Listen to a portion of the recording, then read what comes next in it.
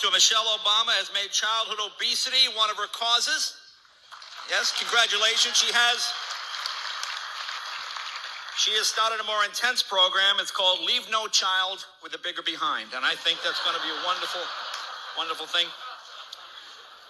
But Ms. Obama, with all the good work you have been doing, it's been undermined by others in your administration. Here, take a look. It's easy to say we need to eat healthy and exercise more. It's just as easy to say we'll start tomorrow. But our kids are running out of time. They're the first generation that might not live as long as their parents because of the health risks associated with being overweight. What can we do to help? Be the example they need. Make healthy choices and help them do the same. Let's move to raise a healthier generation of kids.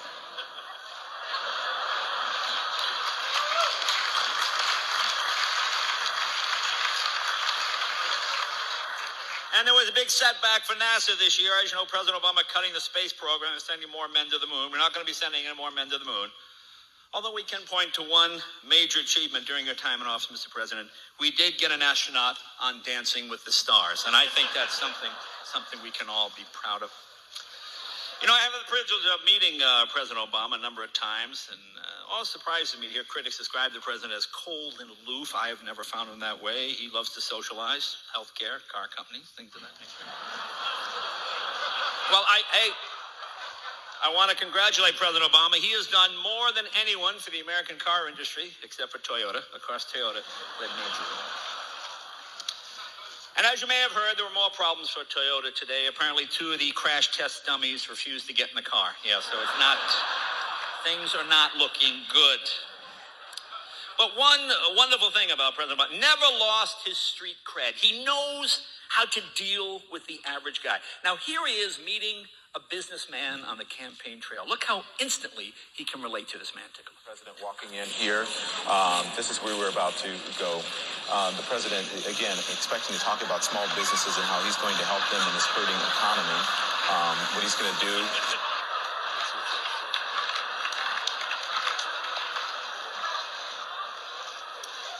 Another piece of cake? Now, Mr. President, I have to admit, when you were elected, a little worried the comedy well at the White House had dried up. So thank you for picking Joe Biden. We appreciate that. It was wonderful. Joe is a great pick because nobody's more media savvy than Joe Biden. Here he is with Andrea Mitchell. Now, the word he is looking for is avatar. The word he is looking for is avatar. Let's take a look. You've been a very busy man. Do you and Mrs. Biden ever get to the movies? Academy Award picks? Any favorites among the Oscar nominees? As a matter of fact, we do. I think one of the odds-on favorites is this new program that I looked at it and wished I was seeing it in 3D. And you sit there and you watch this science fiction thing unfold in front of you. I think Avatar. Avatar, Joe. It's Avatar you're trying to say. And as you know, a lot of Republicans could not be here tonight because it is dollar drink night at the Bondage Club. So unfortunately, yeah. And Michael Steele is here. Where is Michael? There you are, Mike. Michael, this has got to be pretty boring entertainment for you, isn't it? I know what you guys are used to. A couple of guys talking. Come on. That was my favorite story. Republicans and a lesbian bondage club. It's ironic. Republicans don't want lesbians getting married, but they do like to watch them tie the knot. So I thought that was interesting. I did think that was interesting.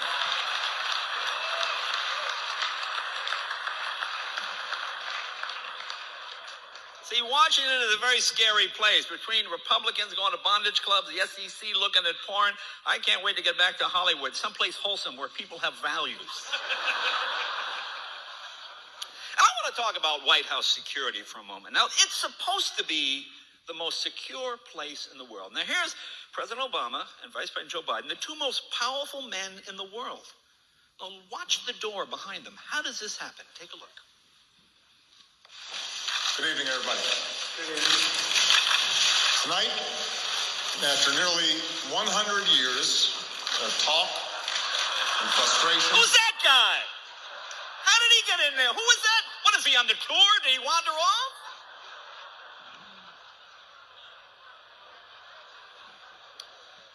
And according to the Pentagon, Al-Qaeda is in financial ruin. You know what broke them? Health insurance premiums. That's what it... You know the monthly premium for a suicide bomber? You have any idea what it is? You know, I was thinking about this. If you took all the money Republicans spent trying to stop health care, and all the money Democrats have spent trying to get health care, you know something? We could have had health care. We could have had it a couple of years ago.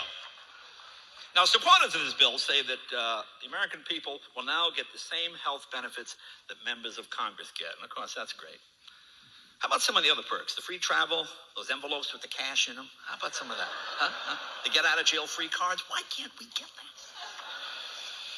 But, Mr. President, you did a great job in the passage of the health care bill, but you have to give a lot of credit to Nancy Pelosi for the way she sold it to the American people. Well, did you see the way she sold it? She went to the new media. She went to YouTube. Here, take a look. In order to have quality, affordable health care for all Americans, it is essential that everyone participate when they are well and not just join in when they are sick. So it's all better quality, lower cost, more access if everyone is mandated. And you have to admit that President Obama's mood really changed once that health care bill passed. Because I watched the shows every day, and I would see you come into the press room before the bill passed, you know, kind of slumped over, looking a little depressed, didn't have the spark. Here's the president the day after the health care bill was signed. Take a look. President Obama's just beyond the door, so he should step in here in just a second. Y'all ready for this?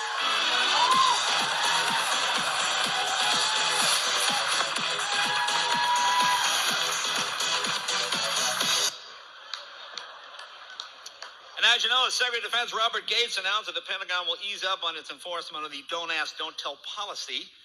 They said that the homosexual behavior will still be against the rules, but nobody will be actively enforcing it. Kind of like the ethics regulations in Congress. It's basically the same sort of deal. And of course, David Axelrod is here. Where's David? Yeah. He's one of the people, of course, most responsible for helping to get President Obama elected. Without him, it might have been John McCain, and this would have been an early bird dinner. We'd be eating at 4:30. You'd be home watching Wheel of Fortune right now.